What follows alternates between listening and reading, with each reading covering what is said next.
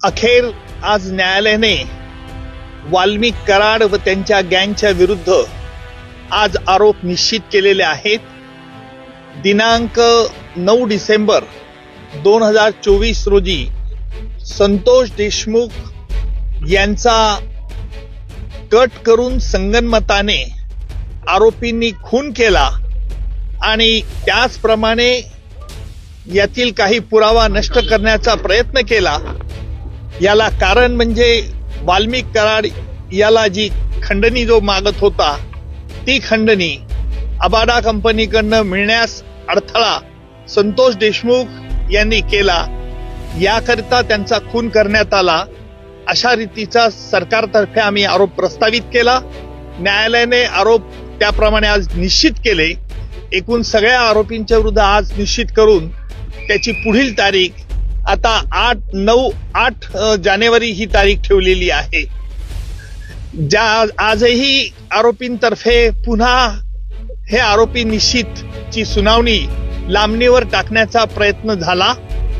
आरोपींनी या खटल्यामध्ये आतापर्यंत जे D2 ऑपरेशन केलं, ज्याप्रमाणे पाकिस्तानतर्फे K2 operation, K for Kashmir आणि K फॉर खलिस्तान असं केलं जात होतं, त्याचप्रमाणे आरोपींनी देखील या खटल्यात वेळोवेळी वेगवेगळे हातखंडे वापरून D2 operation, D for delay आणि डिरेल, उशीर करणं आणि खटला उलथून टाकण्याचे प्रयत्न होते.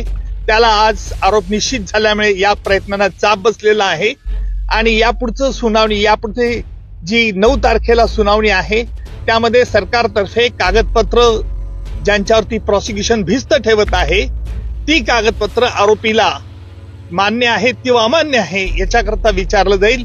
त्याच्यानंतर साक्षीदारांची यादी दिली जाईल आणि प्रत्यक्ष पुराव्याचं काम लवकरच सुरू होईल. आरोपींच्या वतीने वारंवार वकील बदलले जात होते, त्याबद्दल देखील आज कोर्टाने नाराजी व्यक्त केली. काय नेमकं? त्यालाच आम्ही आज आक्षेप घेतला की आरोपींतर्फे जे वेळोवेळी वकील बदलण्याचा त्यांना अधिकार आहेत, नाही असं नाहीये, परंतु वेगवेगळ्या तीच कारणं ही पुन्हा पुन्हा न्यायालयापुढे मांडण्यात येत होती. म्हणून आम्ही न्यायालयाला विनंती केली की न्यायालयाने यापूर्वी देखील त्यांच्या म्हणण्यावरती त्यांचं म्हणणं ऐकलेलं आहे, त्यामुळे न्यायालयाने यावरती निश्चित प्रकारचा आदेश द्यावा. त्याप्रमाणे निश्चितपणे आज न्यायालयाने प्रत्येक आरोपीला विचारलं, तुमच्या विरुद्ध हे आरोप ठेवण्यात आलेले आहेत, सगळे आरोप तुरुंगातच होते, आरोपींनी आरोप मान्य नाही असं सांगितलंय आणि न्यायालयाने त्याकरता ते रेकॉर्ड जेलमध्ये पाठवण्यात येईल आणि जेलमधून त्यांची स्वाक्षरी झाल्यानंतर पुन्हा खटल्याच्या कामाकरता सुरुवात होईल. प्रकरण फास्ट ट्रॅक वरती घेतलं जाईल, फास्ट ट्रॅक वरती चालेल. आता आपण बघितलं असेल की आज आरोप निश्चित करण्याकरता किती महिने वेळ लागला.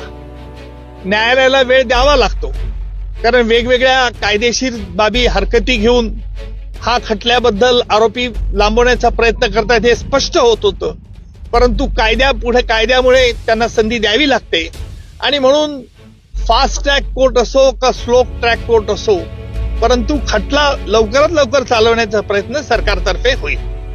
मात्र मान्य कोर्टाबरोबरच हायकोर्टामध्ये देखील हे आरोपी गेलेले होते आणि तिथून देखील स्थगिती आणायचा प्रयत्न केला होता, ते मिळण्याच्या अनुषंगाने प्रयत्न करत होते. उच्च न्यायालयाने, माझ्या माहितीनुसार उच्च न्यायालयाने आरोपी निश्चितीसाठी कुठेही स्थगिती दिलेली नाही. त्यांनी काल तसा प्रयत्न उच्च न्यायालयात केला. उच्च न्यायालयाने त्यांना तोंडी नकार दिला होता. व्हिज्युअल काढा ना.